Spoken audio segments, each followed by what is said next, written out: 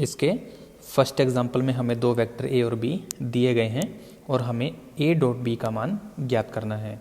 तो क्वेश्चन की शुरुआत करते हैं सबसे पहले दिए गए सदिश जिनको नाम देते हैं समीकरण नंबर 1। इस आधार पर ए वेक्टर डॉट बी वेक्टर का मान आएगा 1 का 3 से गुना 3, 2 का 2 से गुना बन जाएगा 4 और 3 का 1 से गुना 3। तो ओवरऑल उत्तर बन जाएगा 10 जो कि फाइनल आंसर होगा। नेक्स्ट एग्जाम्पल नंबर 11 में सबसे पहले दिए गए सदिश उनको हम ए और बी मान लेते हैं और इसको नाम देते हैं समीकरण नंबर 1। अब इनका बिंदु गुणनफल ज्ञात कर लेते हैं जो कि हमें प्राप्त होगा -2 प्लस लैम्डा प्लस में 5। अब चूंकि दिए गए सदिश परस्पर लंबवत हैं इसलिए ए वेक्टर डॉट बी का मान हमें प्राप्त होगा 0 और इसको हल करने पर मिलेगा लैम्डा प्लस 3। यहाँ पर हम कारण दे देंगे कि ए वेक्टर लंबवत है बी वेक्टर पर, इसलिए ए वेक्टर डॉट बी वेक्टर का मान होगा 0। इसको हल करते हैं तो लैम्डा का मान हमें मिलेगा -3 जो कि आपके क्वेश्चन का फाइनल आंसर होगा। नेक्स्ट एग्जाम्पल में हम पहले दिए गए सदिशों को ए वेक्टर और बी वेक्टर मान लेते हैं और इसको नाम देते हैं समीकरण नंबर 1। अब हमें इन दोनों सदिशों के मध्य का कोण ज्ञात करना है। इसके लिए हम ए वेक्टर का मापांक ज्ञात कर लेते हैं जिसका उत्तर बन जाएगा √19 और इसी प्रकार हम बी वेक्टर का भी मापांक ज्ञात कर लेते हैं जिसका उत्तर बनेगा √9 यानी कि 3 और इसको ओवरऑल नाम देते हैं समीकरण नंबर 2। अब इन दोनों वक्रों के मध्य दोनों सदिशों के मध्य कोस थीटा ए वेक्टर डॉट बी वेक्टर बटे ए वेक्टर का मॉड और बी वेक्टर के मॉड से मिलेगा। यदि मैं ए वेक्टर डॉट बी वेक्टर की बात करूं तो इन दोनों के घटकों के गुणनफल के योग से मिलेगा जो कि आ जाएगा 6 + 2 - 3 और ए वेक्टर और बी वेक्टर का मॉड हमने समीकरण नंबर 2 में ज्ञात किया है। ओवरऑल हमें मिल जाएगा 5/3 √19। इस आधार पर थीटा का मान हमें प्राप्त होगा कोस इनवर्स 5/3 √19 और यही आपका फाइनल आंसर होगा। नेक्स्ट एग्जाम्पल में हमें दो पार्ट को सिद्ध करना है। तो इसके फर्स्ट पार्ट को सिद्ध करने के लिए मैं लेफ्ट हैंड साइड का यूज़ करता हूँ जो कि दिया गया है A vector plus B vector के मॉड का स्क्वायर और इसको हल करने के लिए हम A vector dot A vector is equal A vector के मॉड के स्क्वायर का यूज़ करेंगे। इस आधार पर यह बन जाएगा A vector plus B vector dot A vector plus B vector. Next step में हम इनका गुणा करेंगे सिंपल। बस ध्यान रखें गुणा के स्थान पर हमें डॉट का यूज़ करना है। तो पहले ए का गुणा करूं तो हमें प्राप्त होगा A vector dot A vector plus A vector dot B vector. अब यदि बी का गुणा करें तो हमें प्राप्त होगा B vector dot A vector plus B vector dot B vector, जिससे फर्स्ट स्टेप बन जाएगा ए वेक्टर के मॉड का स्क्वायर। ये मान एक जैसे होंगे तो बन जाएगा 2 गुणा में ए वेक्टर डॉट बी वेक्टर और आखिरी पद बन जाएगा बी वेक्टर के मॉड का स्क्वायर इस सूत्र की सहायता से ही। नेक्स्ट स्टेप में ए वेक्टर के मॉड को हम सिर्फ ए से भी व्यक्त कर सकते हैं तो ये बन जाएगा ए स्क्वायर, बीच वाले पद में कोई चेंजिंग नहीं करनी है और आखिरी पद बन जाएगा बी स्क्वायर और यही आपकी RHS होगी। नेक्स्ट पार्ट को भी सिद्ध करने के लिए हम लोग लेफ्ट हैंड साइड का ही यूज़ करेंगे जो कि है A vector plus B vector dot A vector minus B vector. Simply इसका भी कर देते हैं गुणा। तो पहला पद आएगा A vector dot A vector, फिर minus A vector dot B vector, फिर आएगा plus B vector dot A vector, फिर minus B vector dot B vector. First step बन जाएगा ए वेक्टर के मॉड का स्क्वायर, बाद वाले दोनों पद कैंसिल और आखिरी पद बन जाएगा बी वेक्टर के मॉड का स्क्वायर, जिसको लिखा जा सकता है ए स्क्वायर माइनस बी स्क्वायर और यही आपकी RHS है। इस प्रकार ये दोनों पार्ट सिद्ध हो सकते हैं। नेक्स्ट एग्जाम्पल में हमें 2 इकाई सदिश दिए गए हैं ए कैप और बी कैप। इसलिए हम जानते हैं कि ए कैप का मॉड और बी कैप का मॉड इनके मान 1 होंगे जिसको नाम देते हैं समीकरण नंबर 1 और हमें सिद्ध करना है कि साइन थीटा बटे 2 का मान 1/2 ए कैप माइनस बी कैप का मोड होगा, जहाँ पर थीटा का मतलब ए कैप व बी कैप के मध्य का कोण है। अब इस क्वेश्चन को हल करने के लिए हम लोग इसका सहारा लेंगे। तो हम यहाँ पर लिखेंगे, हम जानते हैं कि ए कैप माइनस बी कैप का यदि मैं मोड लूँ और उसका स्क्वायर कर दूँ तो इसको लिखा जा सकता है A cap minus B cap dot A cap minus B cap. इसके लिए सूत्र हम पहले से जानते हैं, A vector dot A vector is equal A vector के मोड का स्क्वायर। अब हम इसकी इस साइड को हल करेंगे तो ये बन सकता है A cap minus B cap के मोड का स्क्वायर इज इक्वल, इनका आपस में कर देते हैं मल्टीप्लाई। तो हमारे पास आ जाएगा A cap dot A cap minus A cap dot B cap minus B cap dot A cap और plus B cap dot B cap, जिससे इसकी RHS से बन जाएगा ए कैप के मोड का स्क्वायर माइनस ये वाले दोनों पद एक जैसे, तो 2 गुणा में A cap dot B cap और आखिर में है B cap dot B cap यानी बी कैप के मोड का स्क्वायर इसी सूत्र की सहायता से। अब ए कैप के मोड का मान हमने समीकरण नंबर 1 में लिख रखा है 1, तो यहाँ पर आ जाएगा 1, 2 गुणा में ए डॉट बी, यह बन जाएगा ए कैप का मोड बी कैप का मोड और कोस थीटा, और आखिर में इसकी जगह भी आ जाएगा 1। ये वाला मान हमने A vector dot B vector is equal A B cos theta के सूत्र से लिखा है। नेक्स्ट स्टेप में 1 और 1 मिलके बना देंगे 2, फिर -2, इनका भी मान 1 आएगा, तो यहाँ पर बचेगा सिर्फ कोस थीटा। इसमें से कॉमन ले लेते हैं 2, तो शेष आ जाएगा 1 माइनस कोस थीटा, जिस पर हाफ एंगल का फॉर्मूला लगा दूं तो बन जाएगा 2 साइन स्क्वायर थीटा बाई 2। यानी ओवरऑल हमारे पास ए कैप माइनस बी कैप के मोड का स्क्वायर आ जाएगा 4 साइन स्क्वायर थीटा बटे 2। अब यदि हम इसमें वर्ग हटा दें तो ए कैप माइनस बी कैप के मोड का मान बन जाएगा 2 साइन थीटा बटे 2, जिसमें से यदि साइन थीटा बटे 2 का मान निकाल लिया जाए तो बनेगा 1/2 ए कैप माइनस बी कैप का मोड, और हमें यही सिद्ध करना था।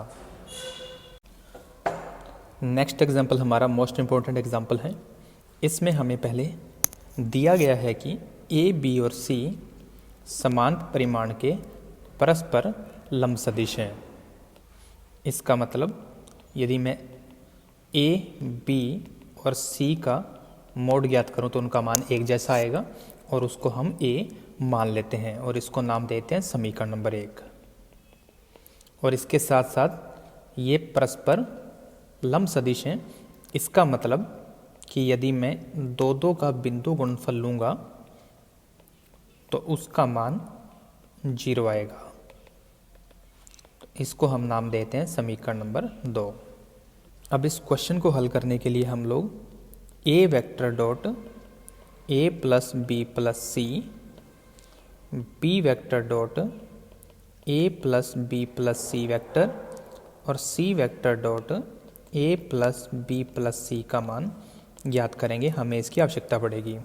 तो इसको नॉर्मल जैसे गुणा करते हैं वैसे गुणा करेंगे, बस डॉट का यूज़ करेंगे। तो जब इनका गुणा होगा तो पहला पद आएगा A vector dot A vector, दूसरा आएगा ए डॉट बी जिसका मान समीकरण 2 से होगा 0।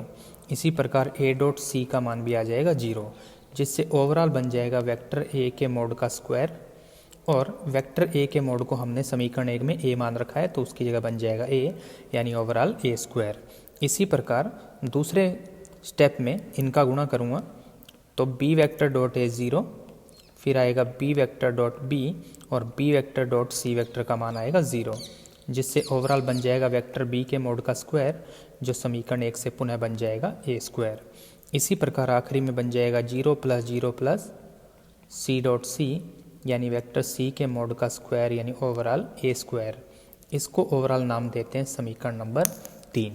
इसके साथ साथ हम लोग A vector plus B vector plus C vector के मोड का स्क्वायर भी ज्ञात करेंगे, जो कि सूत्र से लिखा जा सकता है A vector plus B vector plus C vector dot A vector plus B vector plus C vector. अब इन स्टेप्स का आपस में कर लेते हैं गुणा। तो एक एक पद का गुणा करते हैं जैसे नॉर्मल करते आ रहे हैं। वो आएगा A vector dot A vector plus A vector dot B vector plus A vector dot C vector. इसी हिसाब से जब बी वेक्टर का गुणा होगा तो बन जाएगा B vector dot A vector plus B vector dot B vector plus B vector dot C vector. इसी हिसाब से जब सी वेक्टर का मल्टीप्लाई होगा तो हमें प्राप्त होगा C vector dot A vector plus C vector dot B vector और C vector dot C vector. अब हम इसे यदि थोड़ा सा और ठीक करें तो हमें प्राप्त होगा A vector dot A vector से ए वेक्टर के मोड का square, B vector dot B vector से बी वेक्टर के मोड का स्क्वायर और C vector dot C vector से सी वेक्टर के मोड का स्क्वायर।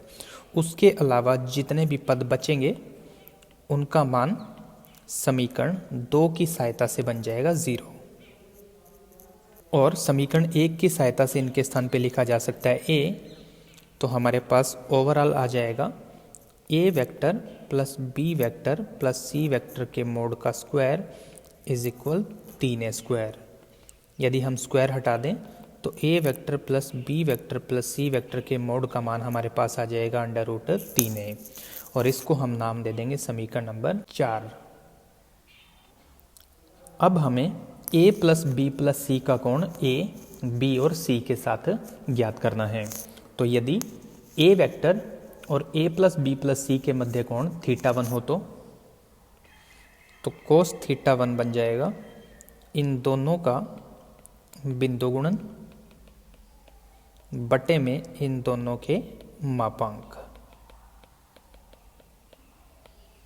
इसलिए ही हम लोगों ने समीकरण नंबर 3 और समीकरण नंबर 4 को हल किया हुआ है जिससे कि इनके मान को यूज़ किया जा सके। समीकरण नंबर 3 से इस पद का मान बन जाएगा ए स्क्वायर, इस पद का मान समीकरण 1 से आ जाएगा ए और इस पद का मान आ जाएगा समीकरण नंबर 4 से अंडर रूट 3a, जिसमें से ये पद तो कैंसिल हो जाएंगे, ओवरऑल बचेगा 1/√3 यानी कि यहाँ से θ1 का मान हमें प्राप्त होगा कोस इनवर्स 1/√3। इसी प्रकार बी वेक्टर और ए प्लस बी प्लस सी के मध्य कोण यदि मैं θ2 ले लूँ तो हमारे पास कोस θ2 बन जाएगा B vector dot A plus B plus C और बटे में बी वेक्टर का मोड और A plus B plus C vector का मोड, जिनके मान हम पुनः रख देंगे समीकरण 1, 3 और 4 से। तो हमारे पास आ जाएगा ए स्क्वायर बटे में ए गुणा में अंडर रूट 3a यानी ओवरऑल आ जाएगा 1/√3। तो इस आधार पर θ2 का मान भी बन जाएगा कोस इनवर्स 1/√3। इसी प्रकार सी वेक्टर व ए प्लस बी प्लस सी के मध्य कोण θ3 हो तो θ3 का मान भी कोस इनवर्स 1/√3 ही होगा। और इससे ये सिद्ध होता है कि a plus B plus C का तीनों ही सदिश ए बी सी के साथ कोण एक समान होगा। इसके नेक्स्ट पार्ट में हमें दिया गया है कि a वेक्टर का मोड 3 है, b वेक्टर का मोड दिया गया है 4 और c वेक्टर का मोड होगा 5। इसको हम नाम देते हैं समीकरण नंबर 1 और इसके साथ साथ ये लिखा गया है कि प्रत्येक सदिश अन्य दो सदिशों के योग पर लंब है, जिसका मतलब होगा कि यदि हम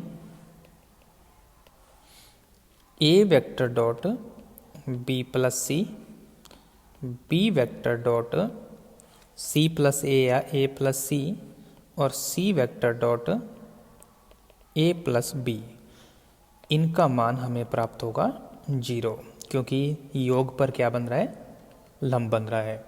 जिसको यदि आगे हल किया जाए तो हमें प्राप्त होगा A vector dot B plus A vector dot C equal 0, B vector dot A plus B vector dot C equal 0, C vector dot A और C vector dot B is equal 0। इनको हम नाम देते हैं समीकरण नंबर 2, 3 और 4। अब हम 2, 3 और 4 का योग कर देते हैं, जिससे हमें प्राप्त होगा 2 गुना A vector dot B plus B dot C plus C dot A is equal 0, क्योंकि इनमें से हर एक सदिश 2 बार आ रहा है। और इस समीकरण को नाम देते हैं समीकरण नंबर 5।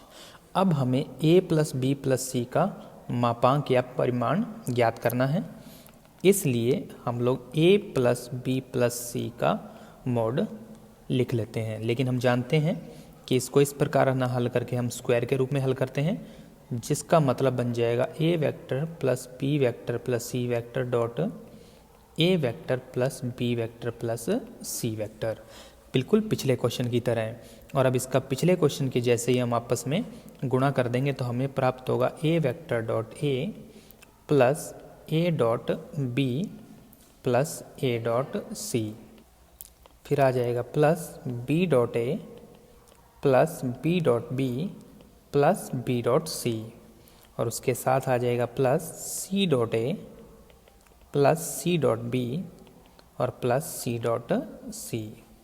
इसमें से हम इन 3 स्टेप को एज इट इज़ नोट कर लेते हैं। सॉल्व करते हुए तो बन जाएगा a वेक्टर के मोड का स्क्वायर प्लस b वेक्टर के मोड का स्क्वायर प्लस c वेक्टर के मोड का स्क्वायर। शेष पद हमारे पास 2 बार बच रहे हैं, यानी a डॉट b और a dot b, a dot c और a डॉट c, और c डॉट b और c डॉट b। तो हम इसको लिख लेंगे 2 गुणा में a vector dot b plus b dot c plus C dot A. समीकरण 1 से इनके मान हमारे पास मौजूद हैं, जो कि आएगा 3 square plus 4 square plus 5 square, और समीकरण 5 से इस पद का मान हमें मिल जाएगा 0। इस आधार पर इसकी ओवरऑल वैल्यू मिलेगी 50, जो कि वर्ग के रूप में है।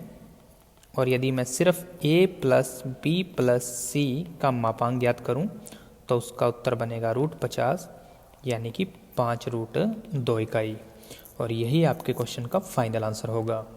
तो इस प्रकार आपकी एक्सरसाइज 13.2 के एग्जाम्पल भी पूर्ण होते हैं। अगले वीडियो के साथ जल्दी मुलाकात होगी। धन्यवाद।